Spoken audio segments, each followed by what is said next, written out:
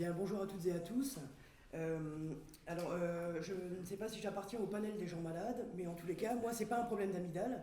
Je fais suite à une extinction de voix quasi totale et je vais essayer de faire que ma voix tienne le temps de cette communication. Tout d'abord, mes remerciements vont bien évidemment aux organisateurs de ce colloque bien évidemment au Liège Game Lab, qui donc me permettent de communiquer autour d'une problématique qui sera consacrée, comme le titre l'indique ici, à une iconologie du méta-jeu vidéo. Alors tout à l'heure dans l'introduction, il était question d'établir une généalogie des événements autour du jeu vidéo qui ont eu lieu ces derniers temps. Et alors c'est très étrange parce que je commençais justement mon introduction par rappeler quelques faits de cette généalogie.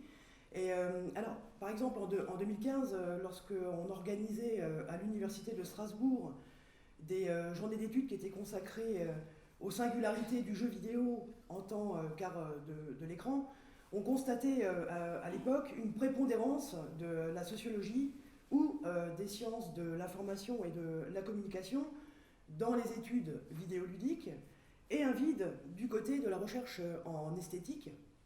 Mais bien sûr, les temps changent, et heureusement que les temps changent, puisque lors du colloque littérature du jeu vidéo qui s'est déroulé en juin dernier à l'école normale supérieure de Paris, dont l'un des organisateurs d'ailleurs est présent ici et communiquera, qui est Guillaume Grandjean, il est là-bas derrière. Alors, lors de ce colloque littérature du jeu vidéo, ce qui est devenu très très intéressant, c'est que il a été dit à maintes et maintes reprises que les recherches en jeux vidéo étaient souvent le fait de chercheurs en études cinématographiques. Alors oui, on est quand même quelques-uns et quelques-unes à provenir des études cinématographiques, et on a parfois l'outrecuidance de faire usage des outils de notre discipline pour aller scruter le jeu vidéo. Et c'est ce que l'on va d'ailleurs se permettre encore un tout petit peu maintenant, en mobilisant l'iconologie.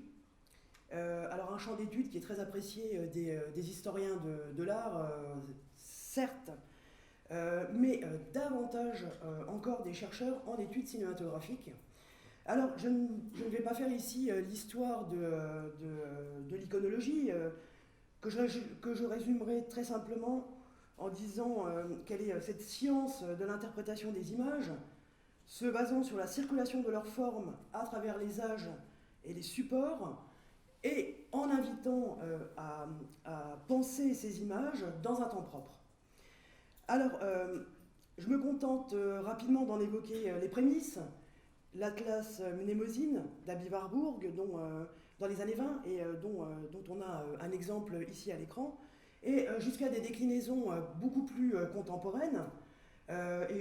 J'évoquerai ici la proposition d'éconologie qui a été faite par Jean-Michel Durafour, qui est un néologisme en fait, qui forme une sorte de greffon entre l'écologie, le vivant et les images. Alors, l'informatique a fortement contribué à revivifier le travail autour de l'iconologie. Et d'ailleurs, je vais me permettre juste un petit écart très très rapide en faisant une remarque sur le dispositif que vous pouvez voir d'Aby Warburg, ici même à l'image. Ce dispositif, en fait, étrangement, on aurait presque envie de cliquer sur ces images qui sont compilées sur des panneaux tant elles rappellent les icônes d'un bureau d'ordinateur. Alors donc, l'informatique revivifia l'iconologie grâce, entre autres, à une méthodologie commune, gérer une base de données au travers d'une instruction qui est bien évidemment un algorithme en informatique. Mais au-delà de tout ceci, l'informatique produit elle-même un médium qui est constitué essentiellement d'images, le jeu vidéo. Et en un juste retour des choses, on imagine bien que des codes iconologiques doivent nécessairement surgir au cœur du jeu vidéo. Alors on s'est donc permis un néologisme aujourd'hui en appelant icodologie l'étude iconologique du jeu vidéo. Icodologie pourquoi ? Eh bien parce que les images du jeu vidéo ont cette propriété singulière d'être générées par une architecture matérielle qu'est l'ordinateur et des langages informatiques. Alors, je me suis permise donc de rebaptiser cette communication dorénavant pour la nommer une icodologie du méta-jeu vidéo. Alors le jeu vidéo noue une relation particulière au réflexif et à la métalepse, et lorsqu'on examine les diverses manières de se saisir de la problématique du méta-jeu vidéo, on remarque que l'objet vidéoludique est encore bien souvent cerné entre ludologie et narratologie. Or, il n'est bien sûr pas question que de mécanique de gameplay, d'affordance de l'image ou du réinvestissement d'une figure de style littéraire. Le jeu vidéo, c'est aussi une corrélation à la vue, ce qu'indique la présence même du jeu vidéo, bien évidemment, dont l'origine signifie percevoir par la vue, voire percevoir par la vue. Ainsi, la question qu'on se pose donc maintenant, c'est à quel rapport au visible, à l'écran et aux images, est-on exposé devant un jeu vidéo dont le propos serait la réflexivité? Alors c'est un mouvement herméneutique que je propose ici, c'est-à-dire que je vais partir d'œuvres afin d'explorer les propriétés de ce régime d'image méta-vidéoludique.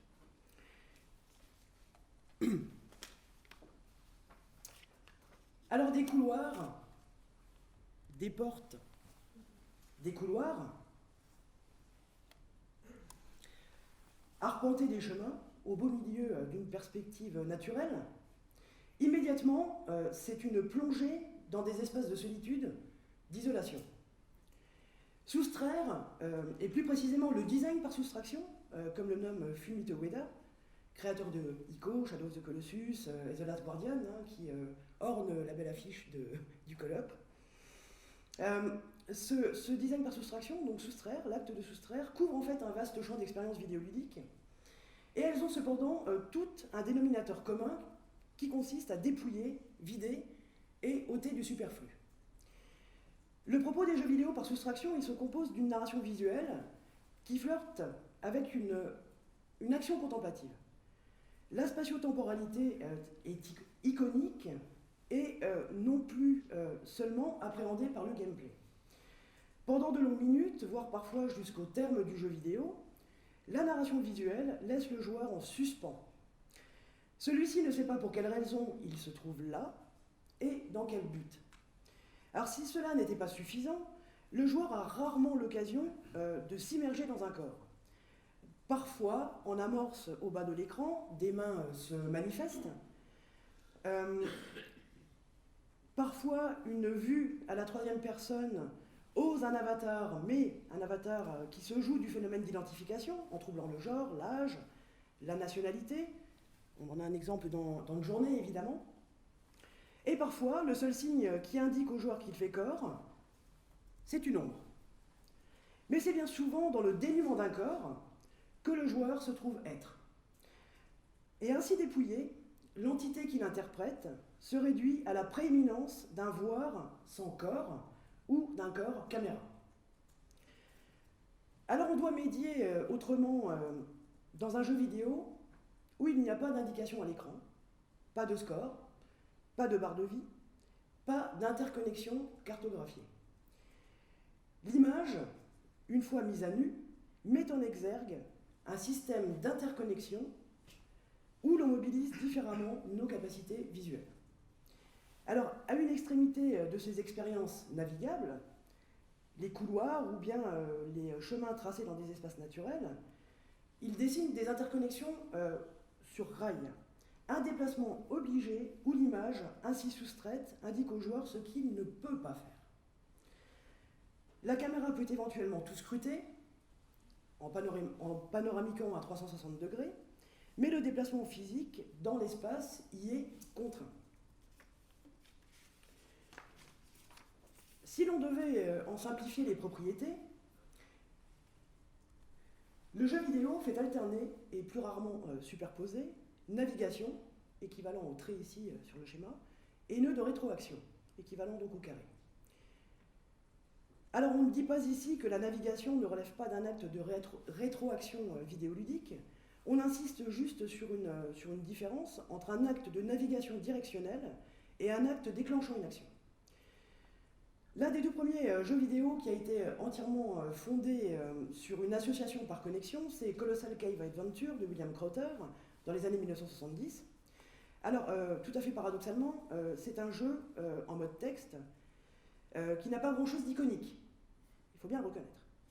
Cependant, il dit déjà une ontologie qui s'inscrira dans l'image vidéoludique. Colossal Cave Adventure prend place dans les souterrains d'une grotte et il tire beaucoup de la personnalité de son concepteur, passionné par la spéléologie, dont il contribue à cartographier les réseaux souterrains. Et Crowther était également l'un des membres de l'équipe de développement d'ARPANET, l'ancêtre d'Internet, et ainsi qu'il était féru d'un jeu de rôle comme Donjons et Dragons. Alors, un trait commun relie tous ces éléments, et Colossal Cave Adventure n'est finalement qu'une suggestion en mode texte de ce qui va former l'un des fondements du jeu vidéo, c'est-à-dire une arborescence par un système d'interconnexion, une alternance, navigation, nœud de rétroaction. Alors, divers motifs d'interconnexion vont voyager de jeu vidéo en jeu vidéo. De manière classique, le jeu vidéo repose sur une alternance relativement équilibrée entre navigation et nœud de rétroaction. Or, la soustraction des nœuds rétroactifs écarte le joueur de ses habitudes et attentes quant à cette fameuse affordance de l'image. On aimerait, par exemple, ouvrir des portes dans The Stanley Parable. On aimerait fouiller cette caisse en bois laissée à l'abandon dans Die Rester. On tente de le faire, évidemment, mais vainement. On est leurré. Et on est leurré par des motifs exsangues de toute fonction et renvoyé brutalement vers les réminiscences solitaires d'un percevoir navigable.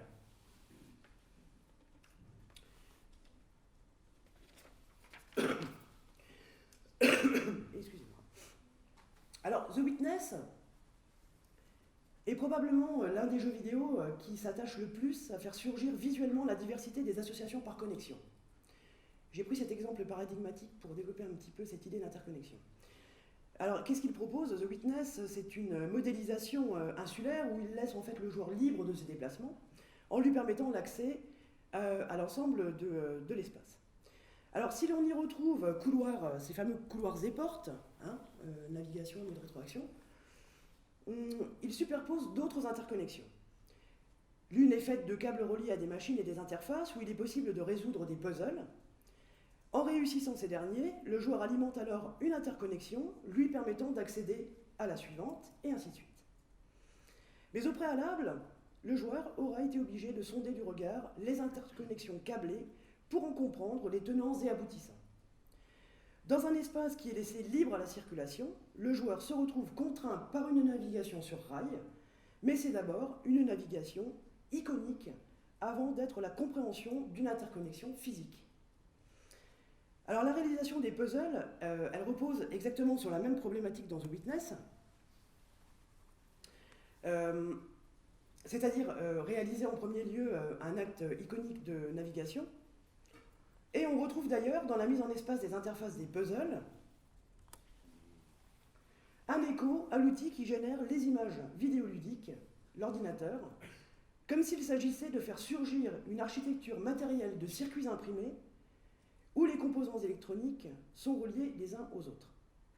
En définitive, tout n'est qu'interconnexion dans The Witness, jusqu'à cet arbre, qui est l'icône d'une arborescence naturelle permettant la résolution d'une interconnexion ludique. Alors, pour résoudre ce puzzle, c'est une fois encore le voir qui précède tout. Alors j'aimerais y déceler ici également la migration d'un autre motif majeur du jeu vidéo, et en l'occurrence l'arbre et le fruit, qui est présent aussi dans Shadow of the Colossus, un autre jeu par soustraction, donc le second jeu vidéo de Fumito Ueda. Mais bon, ça c'est un détail que je ne vais pas avoir le temps de traiter ici. D'une certaine manière, donc soustraire revient parfois à amplifier les quelques éléments présents. Et au-delà, il est des jeux vidéo dont le propos est en fait de surinvestir l'image d'un foisonnement iconographique à la limite de la lisibilité. Memory of a Broken Dimension, s'il est une proposition radicale de jeu vidéo par soustraction, qui, comme son titre l'indique, consiste à reconstituer une dimension brisée contenue dans la mémoire d'un ordinateur, son image parasitée en noir et blanc renvoie le joueur au fait que le bug, le glitch, est ce qui empêche l'acte de jouer. Mais ici, ce n'est pas un dysfonctionnement qui stoppe le joueur, c'est plutôt au joueur de supporter visuellement l'amplification d'un signal altéré, qui est à la limite de l'agression. Que cette expérience soit hypnotique ou bien émétique, le joueur chemine au travers d'une tourmente visuelle qui, à chaque instant, le questionne sur sa capacité à ne pas s'empêcher lui-même de jouer. Un autre exemple, c'est The Catacomb of Solaris. S'il amplifie, quant à lui, d'autres éléments ontologiques du jeu vidéo, ici le motif du pixel, ce jeu vidéo participe en fait d'une expérience cinétique qu'il est vraiment excessivement difficile de supporter visuellement. Et les choses se compliquent lorsqu'on se rend compte que cette forêt de pixels est adossée à la figure du labyrinthe. Se fier aux différentes texturations de pixels ne contribuera jamais à formuler des repères spatiaux. Alors on erre dans des couloirs de pixels en mobilisant notre expérience de joueur. On tente par exemple de cartographier par l'imaginaire la forme du labyrinthe. Mais cette technique est totalement vaine, car on l'apprendra finalement, et j'allais dire fort heureusement, du concepteur du jeu. Le but de ce jeu vidéo consiste simplement à trouver notre pièce préférée. Alors les codes habituels du jeu vidéo sont ici détournés au service d'une simple quête iconographique. Alors les deux jeux vidéo qu'on vient d'évoquer sont bien sûr des expériences vidéoludiques qui tendent vers une certaine abstraction visuelle, on en a fortement conscience, mais sans aller aussi loin, j'aimerais évoquer un autre exemple qui est celui du foisonnement iconographique, un foisonnement iconographique, je dirais, qui tient lieu parfois d'indicateurs à l'éventuel statut d'un gameplay. Et pour ceci, je prends l'exemple de Pony Island, qui, lui, puise en fait dans toutes les ressources iconographiques vidéoludiques afin de se jouer des genres. Alors tous les genres apparaissent dans Pony Island, du point and click, de la plateforme en scrolling horizontal, de la navigation dans des menus où il faut cliquer, du mode texte et du puzzle game. Et en fait, dans Pony Island, il s'agit avant tout de percevoir les codes iconographiques. Percevoir les codes iconographiques, en fait, est un préalable à la diversité des actes que le joueur devra effectuer, à la diversité des actes de jeu que le joueur devra effectuer. Alors jusqu'ici, on insiste beaucoup sur le voir, mais ça n'exclut en rien ce qui relève bien évidemment de l'audible, puisqu'on va admettre bien évidemment que les sons sont implicites dans le voir. Et on notera en fait une prépondérance majoritairement de la voix off. Et si le joueur est plongé dans le dénuement d'un jeu vidéo par soustraction ou dans l'exubérance d'un jeu vidéo par amplification visuelle, dans maintes de ces expériences vidéoludiques, c'est la voix off qui tient lieu souvent de raccord au narratif. Dans What Remains of Edith Finch, c'est la voix féminine en off qui, bien sûr, qui est une voix intérieure d'ailleurs, qui participe du passage d'un être à un autre. Ailleurs, dans Everybody's Gone to the Rapture, ce sont des dialogues en voix off qui sont comme les échos d'un autre espace-temps permettant de saisir les événements qui sont inscrits dans la diégèse. Et enfin, en plus de ces voix off, un autre élément particulièrement important fait irruption dans ces jeux en soustraction ou en addition, ce sont les présences visuelles d'outils communicationnels et informationnels. Car, et je me permets un néologisme une fois de plus, vous m'excuserez, car, et c'est une autre trace visuelle saillante, les images métavidéoludiques sont parcourues par une iconographie laissant apparaître un moniteur, un clavier ou une interface d'ordinateur en une sorte de hors-cadre ou de mise en abîme.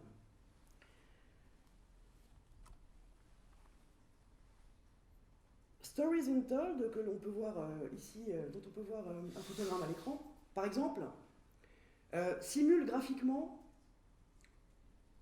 pardon, simule graphiquement un environnement des années 80 avec la présence à l'écran d'un ordinateur qui rappelle le Sinclair ZX Spectrum Plus 2 en date de 1986. Alors de manière immédiate, le décor est planté, suggérant visuellement une probable remédiation pour le joueur. Outre la présence des machines à l'écran, les interfaces sont également occupées de graphismes vintage. En 2010, par exemple, Digital Love Story plonge le joueur dans l'interface graphique du Commodore Amiga 500, qui date de 1987, ainsi que dans le BBS, le Built-in Board System. Alors certes, on connaît bien, vous connaissez toutes et tous bien la mode du rétro gaming, dont la tendance, bien sûr, est de mettre à l'honneur des éléments plus ou moins récents de l'histoire iconographique du jeu vidéo, comme le pixel, parfois retravaillé en voxel, la perspective isométrique, etc. etc. Je ne vais pas faire tout le détail. Alors il ne fait aucun doute que certains jeux vidéo s'inscrivent dans cette volonté de nouer avec un passé vidéoludique, mais de manière plus profonde, le joueur est positionné devant des motifs iconiques qui renvoient à un faire histoire des machines électroniques et de leurs interfaces. En quelque sorte, l'iconographie présente au cœur du jeu vidéo écrit une histoire que l'histoire du jeu vidéo a elle-même bien du mal à constituer. Et c'est ce, par exemple, c'est ce à quoi invite, je reprends un exemple de Memory of a Broken Dimension, qui bouscule l'interface de l'écran titre d'un jeu vidéo en confrontant à l'affichage d'un système en invite de commande. Alors dès lors, le joueur est informé visuellement que pour entrer dans ce jeu vidéo, il va bien sûr s'agir de nouer avec une interface en système DOS et mobiliser quelques connaissances relatives à l'informatique, comme savoir qu'il est nécessaire de saisir la commande DIR, dire, au clavier pour afficher le contenu d'un répertoire sous DOS. Si l'iconographie de l'écran titre de Memory of a Broken Dimension convie le langage informatique en tant qu'action effective de jeu, pour finir, Pony Island, je reviens encore sur Pony Island, montre quant à lui une autre variation autour du langage informatique. Et graphiquement, on y trouve trois typologies. Les deux caractères d'écriture du système binaire, 0 et 1, des clés CD, qui sont en fait, je pense que vous le savez toutes et tous, des clés d'installation, de réinstallation d'une machine, et des raccourcis bureau qui combinent icônes et noms de fichiers, et dont certains ont une extension en .exe, donc des fichiers soi-disant exécutables. Alors ces trois motifs, ils laissent penser que le jeu vidéo, que Pony Island en fait, va engager à faire usage de leur propriété exécutable, de la propriété exécutable du jeu, et qu'il s'agirait là de l'une des matières premières du gameplay. D'autant plus que dans un menu, à un moment donné du jeu, on a l'opportunité de cocher une fonctionnalité qui permettrait, paraît-il, de faire usage du code source. Ben, en fait, il n'en est strictement rien. Puisqu'au final, il ne s'agit que d'un simple habillage graphique sans aucune valeur exécutable. L'iconographie de Pony Island n'est en fait qu'un leurre, le grand détournement graphique d'un gameplay dont on pourrait croire que l'enjeu réside dans les caractères d'écriture de l'informatique. Et il ne sera pourtant jamais question ici de coder ou d'exécuter un quelconque fichier. Le joueur, accoutumé à interpréter immédiatement la vue des caractères d'écriture informatique comme étant exécutables, se voit en fait malmené dans ses réflexes. En guise de conclusion, on admettra bien évidemment comme une évidence que tout un pan d'iconologie reste à effectuer. Ça ne fait que commencer dans ma quête iconologique, et que nombre de motifs mériteraient qu'on s'y attarde. Évidemment, des motifs très classiques pour démarrer, comme les couleurs, les lumières, les textures, la modélisation, la textualité, etc. etc. Je ne vais pas toutes et tous les faire. Mais j'ai souhaité tout d'abord m'arrêter aux motifs qui sont immédiatement liés à ce que l'on pourrait appeler une ontologie vidéoludique, et dont la survenue figure justement bien souvent l'état réflexif d'une œuvre. Alors un travail en iconologie exige habituellement des délimitations temporelles et peut-être également un regard sur le contexte et les conditions matérielles qui permettent l'élaboration des œuvres étudiées. Une chose que je n'ai pas fait du tout pour démarrer cette présentation. Mais la raison est simple, c'est qu'ici on est bien en iconologie et non pas en iconologie, et que le jeu vidéo a ceci d'intéressant qu'il bouscule justement ce grand classique des études iconologiques. Et en effet, c'est un exemple, le rétro-vidéoludique, que je préfère utiliser au terme de rétro-gaming, puisque je réinscris le voir dans l'idée de rétro-gaming, donc le rétro-vidéoludique, est un indicateur quant aux capacités du jeu vidéo à faire migrer ses propres motifs visuels.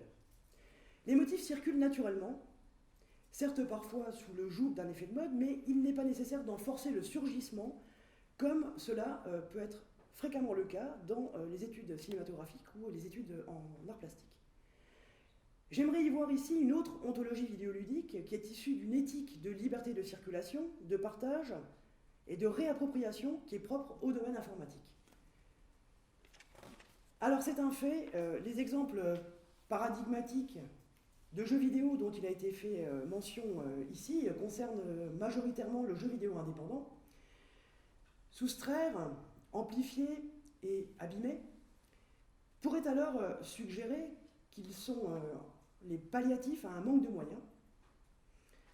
Cependant, les images de ces jeux vidéo, elles emmènent des affects et des significations qui sont aussi constituées ailleurs dans le jeu vidéo mainstream.